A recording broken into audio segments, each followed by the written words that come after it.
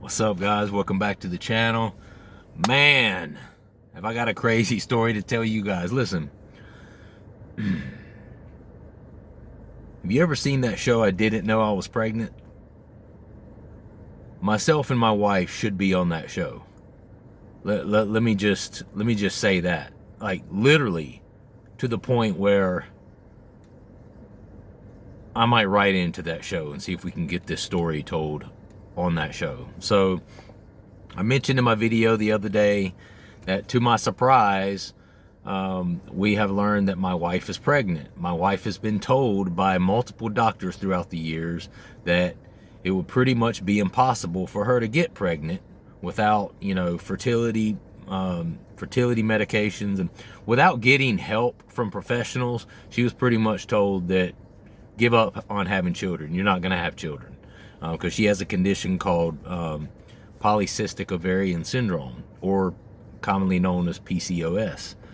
And I talked about the other day how we took a couple of pregnancy tests this past weekend. My wife's trying to figure out why her belly kept getting bigger and bigger, why she was having trouble with nausea, things like that. Took some pregnancy tests, popped 2 positive pregnancy tests over the weekend, this past weekend.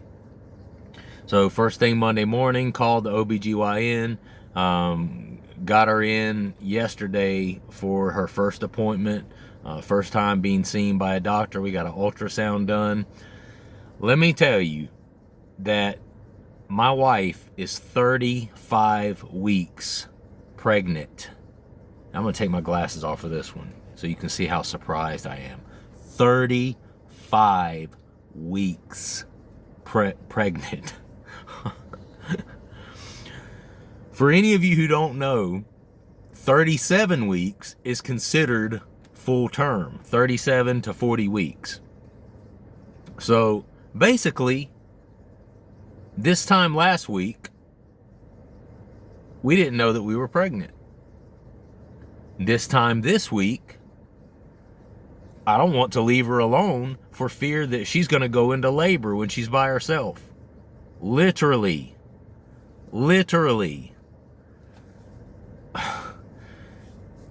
Not to mention, today is my birthday and I turned 47 years old today. So happy birthday to me. I have learned very, very last minute that I'm actually about to be a father again. And look at there's my mother-in-law calling me right now, trying to wish me a happy birthday. She's been a very interesting party in this, my mother-in-law. She has always been under the impression that her only daughter, who is my wife, cannot have children. So you can imagine what kind of wave of excitement has come over her in the past 3 or 4 days since she has learned that her almost 39-year-old daughter is pregnant for the first time ever in her life, when she's been told that she is unable to get pregnant. So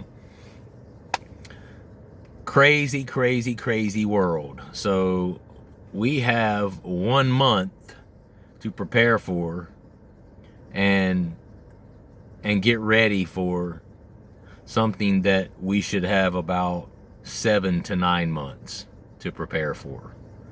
So needless to say, for the next month, I'm going to be running around like the proverbial chicken with my head cut off, trying to figure out which way is up, which way is down.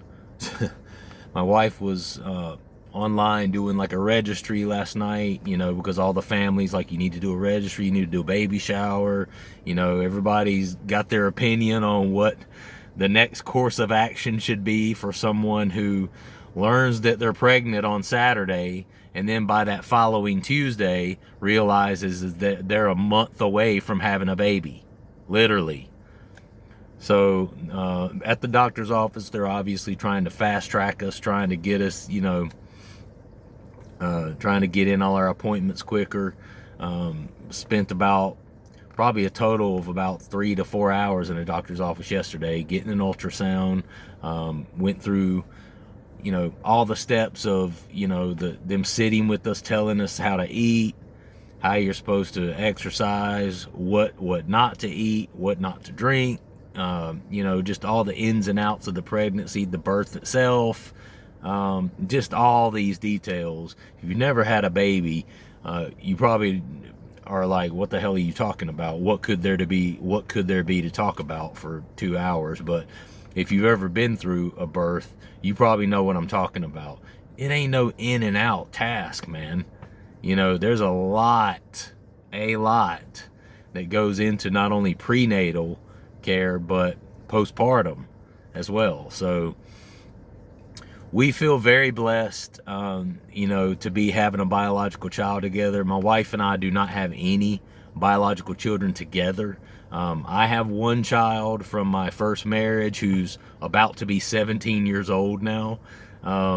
And he's my only experience with having a biological child. And so I do feel blessed that, you know, we have another opportunity here to have a biological child together, because my wife and I have a very good relationship, very stable, very strong relationship together. So we're really excited to be able to have that opportunity. A little scary at the same time, because we're both older, we're both career people, we're really focused on our career. My wife just started a new job less than 2 months ago, and now she's going to have to tell them, hey, by the way, I'm not only pregnant, but I'm due next month. Today's May the 10th. Her due date is June the 13th. June the 13th. For any of you who don't know, because of my wife's condition of PCOS, it was not uncommon for her to miss her menstrual cycle at times. There were months in our past where she just completely skipped a menstrual cycle. She also would at times have swelling and pain associated with the condition that she had, and even nausea. You know, she's a person that tended to get nauseated pretty easily because of the condition that she had, the PCOS. So it was one of those things when a couple of months passed and she wasn't having her menstrual cycle, we just assumed she was going through early menopause. Many women who struggle with PCOS throughout their lifetimes, because of the trauma to that area, will a lot of times end up going through menopause 10, perhaps 15 years earlier than what the average woman did. And my wife, you know, falls right into that category. She's almost 39. So we just assumed, hey, you're going through early menopause. You know, yay, no more periods. Yeah, great, no more painful periods for you. All right, you know, you don't have to worry about that anymore. Wrong. Just the opposite of menopause. She's pregnant. And she's not only pregnant, she's 35 weeks pregnant. Almost full term pregnancy, guys. So your boy here can be a new parent, a new father at any day now. Any day now. So that's kind of where I'm at. I don't want to keep harping on that and talking about that, because that's not really why I made this channel. But it just wanted you guys to know, a lot of you guys have been on this journey with me. You know, the surprising nature of this pregnancy, I've shared that with you guys, and you guys have all jumped in my comments and sent me well wishes, which I'm really, really appreciative of that. But yeah, so that's where I'm at. Oh yeah, and she's so far along that we can't even know what the sex of the baby is right now. They weren't able to tell, because the baby is large enough to where it's just, you know, crunched up in there at this point, and it's doing this number, and its knees are, you know, way up here, and its legs are up, and they could not get a look at the genitals of the child. So we went yesterday, and literally, because the baby is so big, we don't know what the sex of the baby is. So we don't even know if we have a boy or a girl. We don't even know. So she has to go back, hopefully at the end of this week, for a more comprehensive, what they call anatomical scan. And that's supposed to be, you know, better resolution sort of scan, a different machine that can actually get in there better. And there's supposed to be ways that they can kind of get the baby to turn in a position, you know, to where they can see what they need to see, so they can let us know what the sex of the baby is, because we still don't know. freaking mind-blowing, man. I never thought something like this would happen to me, but that just goes to let you know, man, when God decides, it don't matter what doctor said. It don't matter how many doctors have told you can't have children. When God decides, that's what happens. And we're living proof of that. So we feel blessed and stressed all at the same time. But, you know, we know that God wouldn't give it to us if it wasn't meant to be a blessing, because we have a gracious God, and you know, he doesn't allow anything like that to happen to you that can't at some point eventually become a blessing for you in your life. So we're confident about that. We have faith in that. But one of my subscribers, his name's Jonas, was watching some of my previous videos, and he made a good comment that I wanted to reference. And he was saying, hey, you should tell some of the stories about the first time that you tried certain drugs, you know. And I think he enjoyed hearing a couple of those instances. So that's what I'm going to do. I'm going to tell you guys about the first time ever that I smoked marijuana. So ironically enough,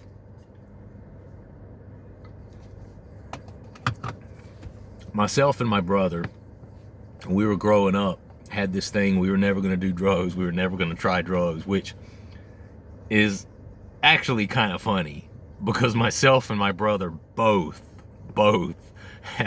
have had our experiences of messing around with drugs throughout the years. Neither one of us have ever gone way off the rails, you know, not too far off the rails, but we both had some instances in our life where life, a spotlight was drawn to our drug use.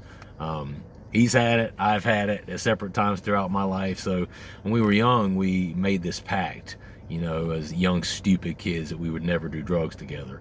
Ironically enough, when we made that pact, we had already started drinking alcohol together. So that just goes to show you how much we knew. Oh, bro, pinky swear, we're never gonna do drugs, man. Never gonna do drugs. Knowing both of us had already probably been drunk probably 20, 30 times. Alcohol wasn't a drug, right? That's what that's what we thought. Alcohol's not a drug, you know.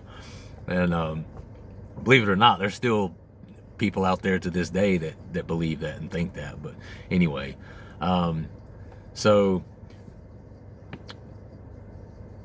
I dabbled in, so, all right, let me back up. So my mother and my father both experienced some chronic pain, specifically my mom. So when I was growing up, my mom had a prescription for Klonopin, which is a kind of like a muscle relaxer.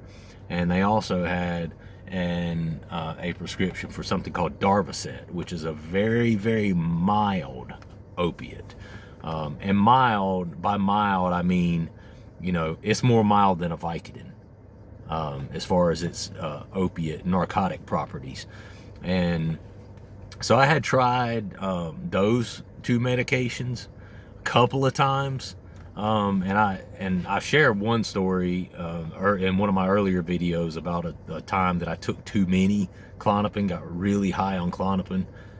It's a crazy story. I don't remember which video it was. Next time I record, I'll let you guys know about the video, because you will find that story probably pretty comical. When I got high on those, and I ended up going and stealing a bunch of clothes from a store. Lo and behold, did not get caught somehow, and was driving. I had my permit and was driving down the road and like running off the road and stuff with my family in the car with me, because I was high on Klonopin as a 15-year-old kid. You should go back and listen to that story. I'll have to alert you to what specific video that is. But this story has to do with when I was probably about 18 or 19, something like that. I was out of high school, so I had to have been at least 18. And my older brother, who's 3.5 years older than me, had gone off to college at UNC Charlotte. And so he had been out of the home for a few years, in college, staying on campus. And I had never, ironically enough, for someone who had drank some and dabbled in drugs, you know, as a teenager a little bit, I had never smoked marijuana. Believe it or not, I did not smoke marijuana until after I was out of high school. And there were some kids, you know, in my school apparently that smoked it, but I just didn't really run with that crowd of people that actually smoked marijuana. So I was just never really around it, never did it. And of course, at that time, you know, that was a drug, that was bad, that was horrible, it was this horrible thing. And my brother had called me one night and he had told me, he's just, you know, he was in college, again, about 3 hours away from where I was. He had called me and he had told me he was smoking marijuana with some of his buddies there. And I got really upset and like really emotional. Like, bro, you said we weren't ever going to do drugs. You know, I was like really disappointed that he had started doing that. Little did I know that marijuana literally is the most benign drug on this planet. At that time, I didn't know that. You know, I was a young kid. And so anyway, we had that experience. And he, you know, of course, was like, well, don't think less of me. You know, marijuana's not that bad, this and that. I don't remember all what he said. It's been 30 years ago. But point being, a little later on, I guess it's maybe a year later, something like that, he came home from school. I think it's for the weekend or either like he was home for a holiday or something like that. He wasn't home permanently, but he was home temporarily. And when he came home, he brought some marijuana with him. And like I said, at this point, I was 18, 19. I'd grown up a little bit. And I, you know, tried alcohol. I had drank some at that point and, you know, taken a few Klonopin and, so, you know, I was open to trying it. And I had let him know that I was open to trying it. And so he came home. My parents went to bed one night. We went out on the front porch and we smoked some weed. Now, granted, this was not strong weed. This is not the kind of weed that we get these days where you take one hit of it and you're in fucking Candyland 10 minutes later and you're high off your rocker. This was not that kind of weed. This was just some regular old Reggie, just some mid, you know. But here I am, a young kid, never have smoked marijuana in my entire life. So obviously I had no sort of tolerance for it whatsoever. And, you know, I didn't start small. It's the first time I'd ever smoked anything. So I wasn't like, okay, well, let me see what that does. And then if it doesn't do anything, then I'll come back and hit it again. Nah, it was none of that. You know, I just took a rip out of the bowl right out of the gate. And a couple of minutes later, the effects hit me. And I started getting really high. And then the paranoia started to set in. And the next thing you know, I'm fucking crying like a baby. Oh my God, I can't believe me. I thought you said we never do drugs. No, I'm not.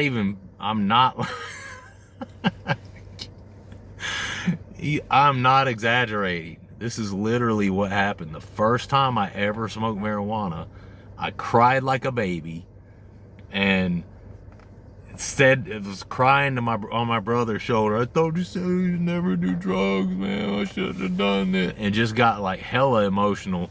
Completely killed his buzz. Completely ruined his buzz. And you know, my brother's a good guy, and he's a really good guy to his family too, and he's a good guy to me, in spite of me being his younger brother. When we were really little, you know, like kids, he would pick on me some, because that's what all older brothers do to their younger siblings. But by the time I was, you know, about 12 years old or so, he was around 16, we started getting a lot closer. You know, he stopped picking on me, started being kind of my protector, and ever since that age, my brother and I have been like really, really close, really, really good to one another. And so all through our adult life, late teenage years and adult life, we've been really, really close in that way. And so my brother's a good guy, you know, and he didn't just, oh, what the hell are you crying about? You know, of course he consoled me and kind of rubbed my back and hugged me. He was like, bro, it's all good, you know. And I don't remember exactly what he said to me, but I just remember the paranoia of the marijuana the first time I smoked it, like was too freaking much, man. I wasn't expecting that. And I wasn't understanding that that was a part of it. And I got really high and like really almost kind of panicked, you know, like freaked out about this feeling, this kind of outer body sort of, you know, I mean, prior to that, I had only really drank, you know, marijuana is one of those things, if you take enough of it and you get high enough, it almost kind of separates you from your conscious, and it can take you into some dark places in your mind. And that's where I was in that dark place as a 18, 19-year-old kid when I first tried this. But I'll always remember that experience, the first time I smoked marijuana. And obviously after that, I didn't smoke it again for a while, probably a couple of years later, when my family had moved to a city a couple hours away from where I graduated high school. My mom specifically was trying to get closer to her father and get closer to her mom, because they were getting older and having some health problems and stuff like that.